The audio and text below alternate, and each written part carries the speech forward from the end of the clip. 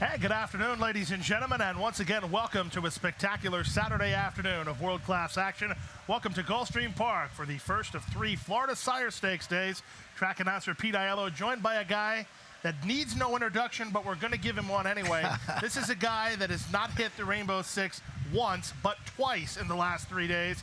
This is a guy that had the early pick 5 yesterday, and this is a guy that picked 7 winners out of 10 races yesterday, becoming the first and potentially only expert to ever go undefeated. Nobody beat him yesterday. He's in the record books with the 1972 Miami Dolphins. He's a guy that has conversations with himself. He is that good, folks. The expert, all hail King, Ron Nicoletti. You know, even a blind squirrel can find an acorn, you know, once in a while. So I said it backwards there. I was just going to say, I set you up and you already derailed the train. That was a lot of fun yesterday, and nobody beat me, so we got an extra polo shirt we'll be giving away next Friday, excuse me, try and beat the winners. It was a fun day, and I really wanted that 12 horse to win the last race. That didn't work out, and it would have had 8, and that's the horse I liked, and he just didn't run very well. So, yeah, like I say, you're only as good as your last pick, Pete. Well, I don't know about that. We have 12 races to get to today. That means 12 new picks for you. And I'm sure that there'll be quite a few winners in the holster from you today. Again, we have 12 races, 3 pick 4s, a major carryover in the Rainbow Six, and 5, that's right, 5 stakes races today. Yeah, it's going to be a fun day of racing. We got that fast main track and firm turf course. Yes, and the wagering options, well, they're plentiful here today. We started off with the rolling super high 5. There is a carryover in that wager of $1,629. First race on turf at 7.5 furlongs. It also begins the early pick 5 of the day, 50-cent early pick 5 on race 1. Yeah, I'll show you my ticket in just a few moments. And as you mentioned, Pete, we got the 3 pick 4s this afternoon. That middle pick 4 starts in race number 5. And, of course, always a 50-cent wager. And the late pick 5 will start after the Rainbow Six. The Rainbow Six begins in race number 7 with the 12-race format. Your carryover figure today, $317,841. Does it hit 4? Yeah, it hits 4. I think so too. I think it hits 400,000. Excuse me. And like you said, we end the day with that late pick 5, the final 5 races on the card. 12 race sequence today. Well, let's delve right into the racing action this afternoon. The first race is on turf. Turf course is firm, 7.5 furlongs. The journey here, scratch 5, 9, and 11. A field of 8 set to go postward, and this race starts the tone with a pretty difficult race. We'll have some easier races in the early pick 4, but this is not one of them. Yeah, no, I'll show you my early pick 5 ticket here, and I did go 3 deep in here, but I actually like a horse in here, and that's the 4. It's Time to Laugh, we'll talk about. And you see in race number 3, that's the single I went with today, and we'll see if Orson Bannock could get it done, turn it back to 3/4, 3 deep, $40.50. So we'll see how it works out. And the second race, there's another odds-on choice in there, but I think that horse can be beat. But we'll get to that when we get to that race. But let's start in here. I'll tell you what, I like the 4. It's Time to Laugh. This one's a 9-time turf winner, albeit sprinting, stretching out to 7.5 furlongs, looking to dictate the action today. I thought, Pete, on or near the lead. Dave Casson, leading jock Tyler Gaffalione, handling the stretch out today. I think this is the right horse. You want the bad news? What's that? They're fixing something that's not broken. You've already said that It's Time to Laugh is a 9-time winner sprinting on turf, has never won going long, and loses pilot Jesus Rios 2 major chinks in the armor. Yeah, but I think Tyler Gaffalione will be able to rate this horse on or near the front end and get it done. Excuse me. Yeah, one horse, Talbot County. You all right? Yeah, a little excited after that big introduction you gave me. Talbot County is stepping up to face open competition after stalking the pace and drawing away. Defeated 10,000 condition claimers going a mile into 16. This one sits behind the speed, but I know you don't like that jump up in competition, but I think this one carves out a really nice trip. Yeah, I think you're right about that. Should get a good trip and has a good post to do it. How about the veteran campaigner that just keeps going and going and going? He's like the Energizer Bunny, number 10, Fanbase. Yeah, he's the morning line favorite and a logical contender, and he's on the board very early in the wagering at 2-1. He's dropping a notch in the claiming scale. He's after setting, he got away with some really easy fractions last time out en route to a front-running score against $12,500 claimers going a mile. But as you mentioned, he's a hard-knocking campaigner. He's very versatile. He does not have to be on the lead to win. They gave him the lead last time out. out, and he took it. Absolutely. He's a 15-time winner. We'll see if fan base can score career victories 16 in the Saturday opener. Stakes action up next with race number 2. These are fillies sprinting 6 furlongs for $150,000. It's the 3-ring division of the Florida Sire Stakes, named for the great filly from the Ralph Sadie barn who campaigned here in South Florida. 3-ring, the honorary naming sake for race number 2. Heavily favored. Same role as last year at this time, Ronnie. Number 2, Ballet Diva. Ballet Diva should take the bulk of the betting action here. I'm going to try and beat this horse. I'm going to go with the 4, Sweet Khaleesi. I'll tell you why. Turning back to 3/4 of a mile after returning from a layoff to defeat next out winners Metamu, Pure Bliss, and Bagima in a 16 optional claimer going 6.5 furlongs. So I'm going with the old key race angle in here. I mean, Ballet Diva is an easy pick that, you know, to have it on top of your ticket. I thought maybe this one was a little vulnerable in here. And how about number 5, R. Kinsey Doll? Cutting back to 3/4 of a mile after returning from the layoff. Ran a solid second against 30 condition claimers going 6.5. Ralph Zadie, the trainer, he rated this daughter big drama for this assignment. Half-mile bullet work over Gulfstream Park West in 48-2. That's a nice move on that track. Well, there's a couple things about Ballet Diva. First of all, will somebody have the audacity to try to hook her? If they do, they're probably sacrificing themselves, but they may compromise Ballet Diva's chances as well. But the rub is, if they don't, and she gets alone on the lead, it's going to be lights out. Yeah, I mean, she's the one to beat. Put it that simple and everything like that. But I went 3 deep in it. I'm hoping my key race angle could spark maybe a little bit of an upset in race number 2. Well, Sweet Khaleesi's got some big-time people to carry, as John Preachy was on our program earlier this week. He also likes Sweet Khaleesi to upset Ballet Diva in the first leg of the early pick 4. I would say, conservatively speaking, as we move to the 3rd race, that 99.2% of all multi-leg tickets will single number 2, Awesome Banner, 1-5 on the morning line. He only has 4 rivals to beat. He's far faster early and late than those 4 rivals. Awesome Banner could put on a show today. Let's go back and show you this horse's last race when the horse was 2-5, and now this was the grade 3 carry back. And you see over here opens up this 3.5 length lead. And at this point, Pete, do you think it's going to be beat? Right here, yes. You can see Rated R Superstar rolling. And I think, frankly, Awesome Banner just had the trigger pulled a bit too soon on the top of the fact I don't know that 7 furlongs is his optimal distance. 6 furlongs certainly seems to be a better idea, but I don't think that backtrack matters at all, other than the standpoint that he ran really well against really good horses. Here this afternoon, he has only one person to blame if he gets beat. That's himself. Talking about Awesome Banner. And I got him singled, as you saw in my early pick 5 ticket there. And Awesome Banner turning back to 3/4, absolutely, totally the one to beat. Number 4, Dream of Me, 4th behind Awesome Banner in the carry back. Placed 2nd in front of a horse that's in this race, Little Meatball. Avia Stewart's decision cuts back in distance. Never been beat at this distance, 2 for 2, which includes a victory in the 2015 Dr. Fager division of the Sire Stakes. And I think off that resume, this one belongs somewhere on the ticket.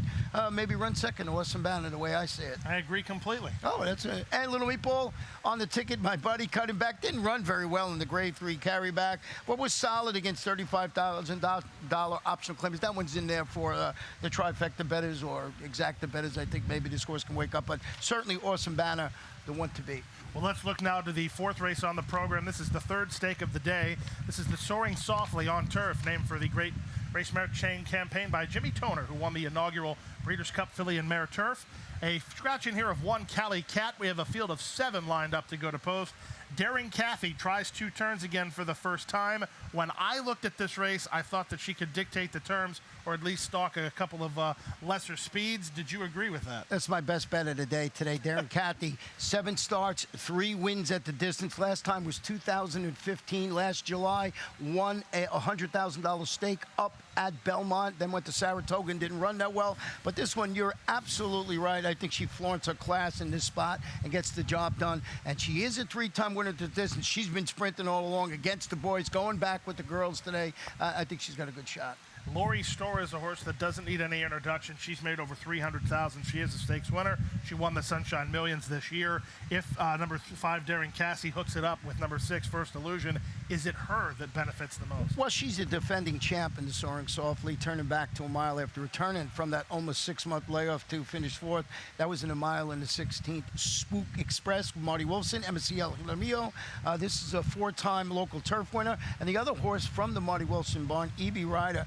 This one is making the 3rd start of a current form cycle with a perfect running style. Needed to sit behind, which should be some honest fractions up front, especially if you see that pace scenario and someone goes up and you know, hounds Daring Cathy early on. Well, both Lori Store and E.B. Rider need something to chase. If they get a pace, they both have a big chance. They ran 1-2 in this race last year. That's the 4th race, the Soaring Softly. Let's turn now to the 5th race, maiden special weight for 2-year-olds at 7 furlongs. We have a field of 9 signed on in here. I liked a horse in here, but I don't know. Well, actually, you're going great, so I'm not even going to tease you. You like who I like, number 3, Ohio. Ohio stretching out to 7 furlongs after what I thought a 5.5 furlong, promising 5.5 furlong debut in which he vied for the lead. He finished 3rd. The trainer was Ronnie Werner. And I want to just show you a stat with over the last 5 years with Ronnie Werner. 2-year-olds making his 2nd start on the dirt only. Now, I narrowed it down. 4 for 19, 21%, 42% in the money, almost a $2 ROI. I liked this horse this afternoon. I thought this one had the most upside in the race. This horse ran deceptively well last time out. I don't think the running line really tells the story. He ran very well. He responded to urging and then was out-kicked by Love My Cotton, who we'll see later in the program.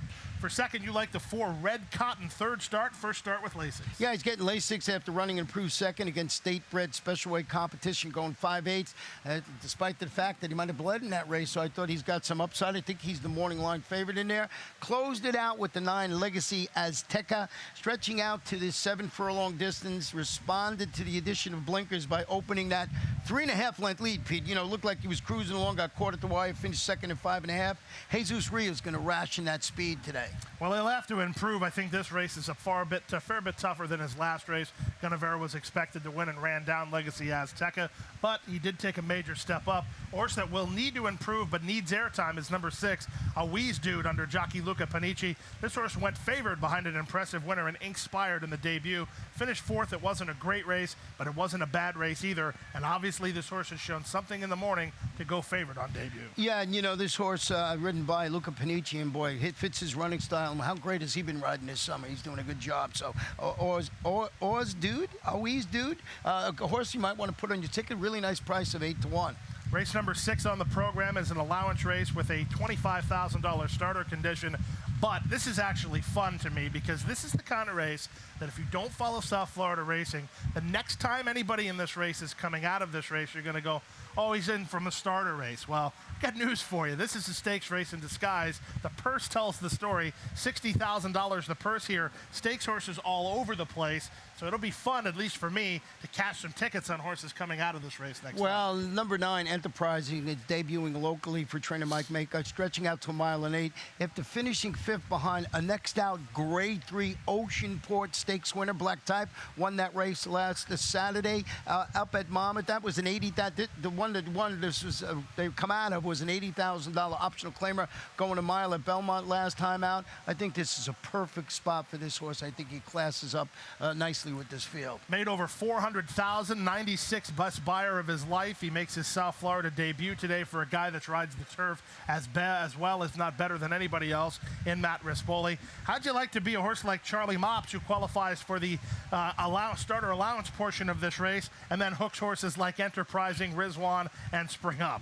Yeah, you know, Quiet Force is another horse I use. This one was back in South Florida, shipped up to Chicago, finished that disappointing 8 in the Grade 3 Arlington Handicap. But you mentioned this is a stakes place son of Dynaformer, previous winner at the distance, MCL Jaramillo handling Homecoming. Another horse that really has some back class and can run well in the spot. Another horse that has back class is a horse that really is just a game competitor. He hasn't really had an opportunity to strut just how game he is. This was a horse that, as a 3-year-old, he was awesome because he dared you to hook him. He wanted to be confronted because he wanted to turn you away. He makes your ticket, Rizwan. Yeah, and this one 10-1 on the morning line, and I think that's great odds on this horse. Stretching out to 9 furlongs, he returned from that 5-month layoff, and I thought he ran a very positive second against 62,500 optional claimers, going going a mile in the 16th. You mentioned that stakes-winning son of Silver Tree, Eddie Castro. The second choice in here, from the Mark Cassie barn in here, the number 8 horse. I threw up the ticket, but people, if they're putting a ticket together here, they might want to go back and use that horse. I thought he was stepping up too much in this race. Well, the horse that was also taking a significant step up, but I challenge you not to ignore him, number 4, Charlie Mops. He's been good. He's a 7-time starter. He's got the exacta finish 6 of those 7 times with 4 victories. Waters get quite a bit deeper here, but he had every right to be short off the shelf last time and won anyway. Yeah, lots of speed from Charlie Mops. Race number 7 on the program starts the Rainbow 6. We'll get to that race in a moment, so stick with us. We'll take a brief time out. Rainbow 6 on a Saturday afternoon right after this. Hey everyone, I'm Acacia Courtney, and I want to tell you about a fun contest that we have going on. It's called Beat the Expert. Every Friday, if you're able to pick more winners than me or my co-host Ron Nicoletti, then you will have the chance to win a free polo shirt that says that you beat the expert. Go to facebook.com/Gulfstream Park to enter and use hashtag Beat the Expert to let us know that you're playing. Bring it on.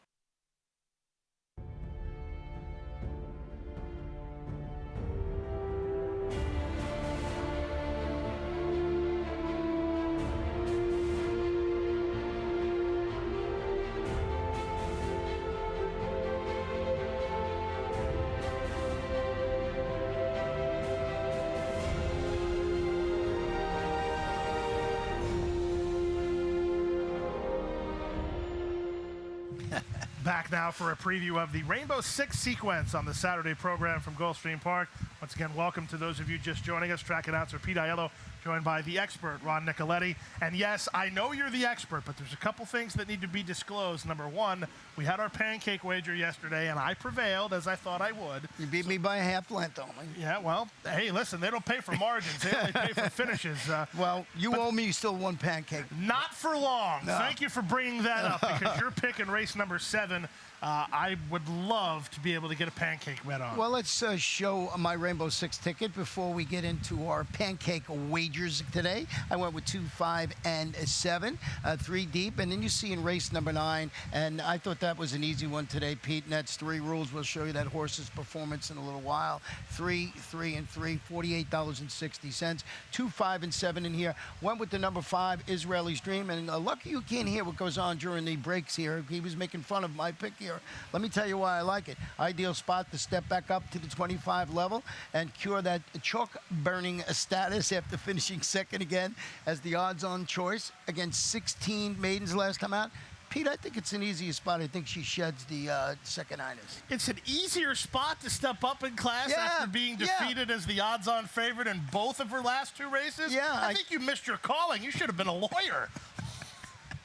Well, who do you like in here? I don't think it really matters. I'll take anybody pretty much.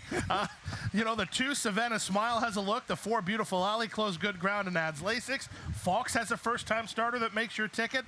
Kathleen O'Connell has 2 first-time starters. Second start of the career for Antonio Sano. Take your pick. I'll let you decide who I have. No, that's up to you who you pick. Just let me know what it is. Let's talk about the 2, Savannah Smile. Dropping to this 25 level on the dirt after getting bumped at the start, failing to fire in our $35,000 career debut, going 5 furlongs on the turf. How good is Jose Pinchin going with his youngsters this year? Cornelio Velasquez handling that combination surface switch and drop down. Well, that horse has a big chance, as does your 3rd selection, number 7, Fergalicious. Dave Fox and Eddie Castro hook up here. Yeah, it's the daughter of Gary D by successful appeal debuting for David Fox. Got those series of 4 and 5 furlong workouts showing, and I think this horse has got looks like he's ready to run. They've been really working him at those longer distance, not just 3 furlongs. So, first time starter, David Fox, how could you go wrong? I think just to infuriate you, I'll take the 2, who's your second choice, against your top selection, to completely clear the ledger for breakfast wagers. You got it. Race number 8 on the program starts the 50-cent late pick 5. Maiden Claimers in for the $12,500 price tag. You will not hear me making fun of Ronnie for anything he has to say about this race. This race very tough. Yeah, I went with the 8, a no hit, no run, who seems ready for me to shed the maiden tag after a steady 3-wide bid, produced a second place finish at this level and distance. Rodolfo Garcia, Carlos Olivero. This is a gelded son of Cantharos, and always got to give those progeny of Cantharos Canfaros a second look. So I put this one on top of people. This is one of the races where, boy, if you can go deep, you would want to go deep here if you're putting your Rainbow Six ticket together or your late pick 5, which starts right in this race. Second horse I used was the 10, Muddy Your Eye, is another eligible to score. Shipping in from Tampa, I'm going to ask you about this horse. Track the pace, finished third at this level and distance. Has this horse been knocking heads with okay competition enough to win here? No, but the horse ran very well in South Florida. When making his South Florida debut last time out, he had a lot of things going against him. I actually would endorse number 10, Mud in Your Eye. That would be where my check mark would land here. And number 7, Cannot Stop, is hoping for a clean trip after encountering trouble. We're going to go back and show you this horse's performance. Not really its whole performance, just going in and out of the far turn last time out. And you're going to see him as the number 4 that day, and just in tight quarters as they go into the turn, and, has to steady back in here. And I just thought this horse never got a clean trip in there and wanted to go back and show you'll see it steady back here momentarily. And just, I think there's the spot. Yeah, here's where he's got to pull back. Jock has got to stop. And going into the turn and then coming out of the turn. There it is. Yeah, he just keeps getting in trouble. That's where it was a little too far back there. But then has to shift to the outside. And you don't have to follow to the end because it ends up running in place and finished 5th. I just thought that a little early trouble. I wanted to show it Cannot Stop to be somewhere on the ticket. Well, one of the things that you and I have done very, very well with our backtracks is we've showed horses that may not have won anyway, right, but at least their margin of finish was compromised. Right. They got beat 8 or 9 when they should have only got beat 3 or 4. Right. I think that's definitely a good look with Cannot Stop. Yeah. He wouldn't have got beat as far as he did, but for Right. having to check. Yeah, and it just looked like when if you followed that to the wire, just like the day was over for the horse. And as you mentioned at the top of this race, it's a wide open affair. So maybe it's a horse like that didn't get a true chance to run its best. Whether it's good enough to win here or not, I don't know. But certainly a horse you want to give a second look to. See, we had one race where I teased you and teased you and teased you, and in this race we're in complete agreement. Well, let's go to the next one then. The next one's a great one. It's the co-feature here this afternoon, the Dr. Fager division of the Florida Sire Stakes. $200,000 on the line. In my mind, that's a significant purse increase from last year. That's good news for Florida horse racing. We have a great field in here. All eyes will be on 3 rules from the barn of Jose Pinchin. He's done everything they've asked him to do in his career, and he's done it with style. Yeah, and I know you wanted to go back and show you his performance last time out. Yeah, I want you to see this because I want you to see how mature he is mentally. He's down inside here. You'll see Cinderella Al Chrome, who's the 3, really becomes a non-factor, but the horse is in here, so I wanted you to see that. But that's 3 rules, who's now shuffled to 4th. He's a 2-year-old making his 2nd start of his life. This is not good if you're betting on 3 rules in this time. He's a bit keen. Cornelio doesn't know where to go. And Cornelio's going to try something that only a veteran reinsman who trusts his racehorse would do. He's going to squeeze inside of Francesco Appeal. But the thing about it is, 3 rules was up to that task. He didn't bat an eyelash. And now at this point, he waves goodbye, and he's going to win easy while wrapped up. It was a very impressive performance from 3 rules. We saw a dimension from him that we didn't see in his debut. And that's all in the learning process with these 2-year-olds. A horse that can go to the inside, you always have to give a second look. Because a lot of times, they've never done it before, so they go inside, they shy from the rail, they shy from the horse to its, flank. And I thought it was a great performance, and thus the single in my ticket. The other horse I wanted to talk about is the 1, Jewel Heist. It's the son of Wildcat Air, was sent south by trainer John Kimmel after the promising debut up at Belmont. He raced greenly, but he dug in to win it. He gets Lasix, leading jock Tyler Gaffleone. He's the unknown. Shipping in from New York, we'll see how he runs. I mean, I respect the connections. They brought the horse all the way down here to run against Florida breds, and I just think, maybe this horse can be there for the exact. I don't think anybody is beating 3 rules in my estimation. Well, if you want to go back and watch the replay of not only 3 rules, but the number 1 Jewel Heist and the 5 Glory Stars, head to the Gulfstream Park YouTube page for our Florida Sire Stakes Spotlight Series. We previewed it a couple days ago, and we showed that replay on number 1 Jewel Heist. Extra game down inside. He definitely got education out of his debut. And then we also showed a replay from the Parks Invader, who doesn't make the Nicoletti ticket, Glory Stars. He blew the doors off a field in Philadelphia. The question is, what did he beat? Yeah, well, that's always the question. It's hard to get what the form from Parks or Tampa. And the only reason we know more about Tampa is because you watch it all the time, or we would know. The other horse, I thought, we're talking about Jose Pinchin, who trains 3 rules. He's also got front-loaded in here, and this one is stepping up to face winners after stalking. He drew clear pretty nicely last time out of Breakers Maiden at first time asking. I mentioned I like the Sons of Canfaros. That's who he is. MSC El Jaramillo in the saddle. Does he give his stablemate any cause for concern? Who knows? These horses are all improving. Who's to say how it's going to play out? I agree, based on resume, based on everything that we do know, which is in essence what you're going to have to go on, that Three Rules is not only the horse to beat, but because these next couple races are so tough, is the multi-leg single in race number 9. Let's go to the 10th race. This race, I'm going to go like this and just let you talk, because all I can tell you about this race is it's on the turf at 1 mile, 2-year-olds of the maiden special weight variety, and not a single horse in this race has ever been around a ground, so everybody is doing something they've never been asked to do. Yeah, let's start it off with the number 2, Toast. The kitten is a gelded son of 2 super turf sire, Kitten's Joy. So right there, you're saying, well, the horse can get the distance. He's debuting on the lawn. He's stretching out to a mile. He finished 4th as the even money favorite, but that was his 4.5 furlong debut here during April. Wesley Ward is the trainer, has this horse training consistently on Palm Meadows on the turf course up there, a couple of them on the turf, which I think is a key here. And I'm going to go back and show you a stat from Wesley Ward over the last 5 years. Dirt to turf with 2-year-olds in maiden special weight company. He's 6 for 35, 17%, but he's in the money 63% of the time. Of course, the low ROI of 121, because you always bet Wesley Ward. And I think the key here is the sire, Kitten's Joy. I can't add or subtract anything to that. I'm all ears. Anybody wants to tell me anything about this race, I'll gladly listen. I also want to hear about the 3 Adonis Creed, who I know you liked, and also our Racing Form commentator liked as well. Yeah, Adonis Creed is stretching out around 2 turns and wearing blinkers after showing early speed and finishing 5th. It's 5 furlong career debut on the grass.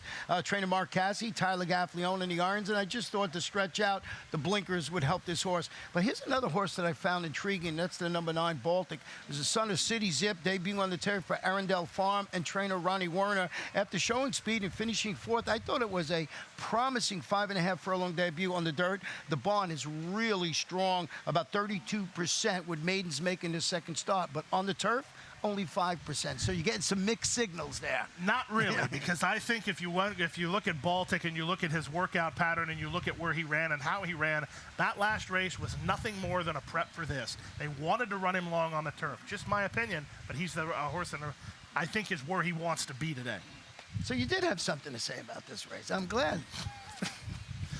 Well, I think that's all I have to say, other than let's move to race number 11. This is the other co-feature race and a very, very good betting race. This is the Desert Vixen division of the Florida Sire Stakes. It goes as race number 11 on the 12-race card. 6 furlongs the journey for a $200,000 purse, a full field of 13. A lot of different contenders in here, but I want to show you a replay because I want to show you a horse that, to me, has some significant talent. She's 8-1 on the morning line. She may not get bet.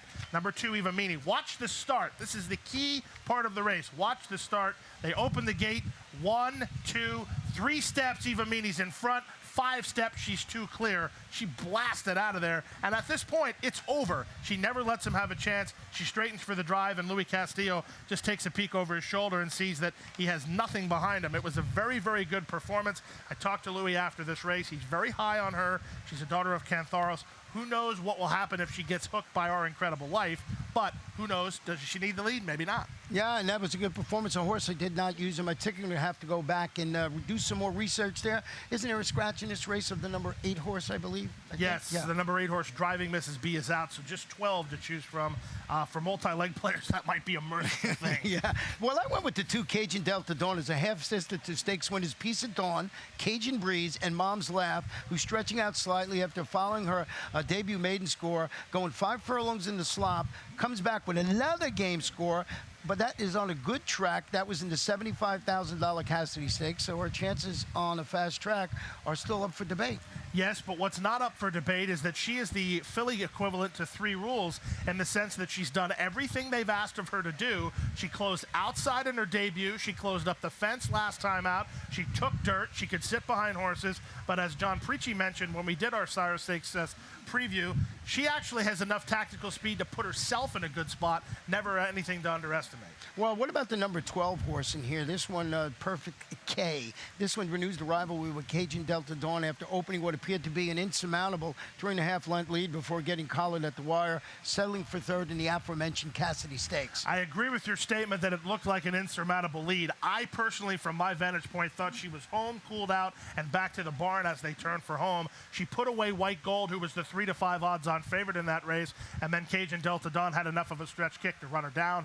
I think Perfect K has some talent. She's another one that may take action, but may also be overlooked. I have no confidence as to how this race is going to be bet. Yeah, and you know, our Incredible Life comes off that really good performance in which he drove to defeat $50,000 maidens by almost 8 lengths in a 4.5 furlong debut. I think she's got to go.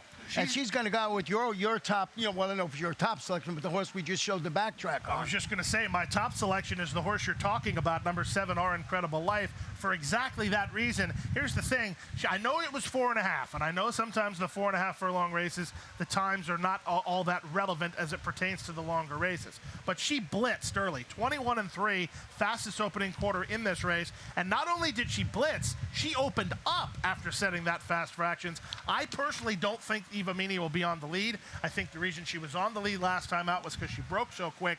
Our Incredible Life has the best first gear. She needs to go if she's going to remain effective. And I think it's a lateral move. Believe me when I tell you, with the $50,000, this barn is known to put horses, the owner is known to put horses in a place where if they get taken and they hear about it, they make a profit, and then they see how the horse runs and they step it up, and I think that's a good angle with this horse. Yeah, I'm not worried about the step up in class either. I think that it was just the way that she did it. She was very visually impressive in that race. This is a race, listen, anybody can win this race because these horses are still improving. And as I talked about a little bit earlier in the week, the thing about it is with me, Ronnie, I have no confidence that any of these running styles that we're talking about in the long run are what these horses want to do. How do they know what they want to do? They've only run 1 or 2 times. And like you said, 4.5 furlongs, there's not many, choices. You just got to go if you want to win those races. I mean, you can't be 12 lengths off the pace, even though, maybe in the long run, that's what they turn out to be, stalkers or closers. Well, let's look down to the 12th and final race on the card, maiden claimers of the $12,500 variety. We raced 7.5 furlongs over the turf. A big scratch in here of number 6, Eric's Talisman, who figured to go favored. Marcos Meneses rides the 11 Bay Point count. Scratched the 13, 14, and 16. Take note, the 15 Waddy will go. Never picked the Eric's Talisman anywhere on my ticket in there. But I did pick the number 4, Big City Heart. Drop it to this 12.5 level, turning back to 7.5. He encountered traffic on the turn. He had to steady a little bit. He dueled for the lead. He flattened out when he finished 4th. $20,000 maidens going a mile in the 16th. So he's had his troubles in there. He's dropping down. He got some, learning stuff to learn there, and it looks like he's going to run okay. What about Christmas in August for the 3 Jingle Bells? Moved to the Peter Walder Bon Vita claim, stretches out to 2 turns. Lasix added after rallying 5 wide to finish second, going 5/8. MSC El Haramia, does this one go anywhere close to the lead, or do they stalk with it? I don't think so. I think this horse will set off the pace. This is an intriguing claim from Peter Walder. It's interesting to see that this horse has been freshened up since the claim. Maybe Walder's getting this horse accustomed to his regimen. Looks to me to be strictly the horse to beat in this race. I put together a ticket earlier in the week. I used Eric's Talisman and Jingle Bells. They scratched Eric's Talisman. I looked this morning for a replacement. I don't find one, so I'll single Jingle Bells. Well, there you go. And I went with Wonder Frolic on the bottom of my ticket. We'll give it one more try at trying to break maiden after rallying to finish a good second at this level and distance. Had lots of chances. Milt Wolfson, Eddie Dominguez in the saddle. Lots of horses in here with good form have had chances, but that's the nature of the beast. The final race of the afternoon lately has always been a tough race. Today is no exception. Yeah, so it's a fun card today. It's going to be a lot of fun. Really great card. 5 stakes on the card. We get underway in 31 minutes at 12:35.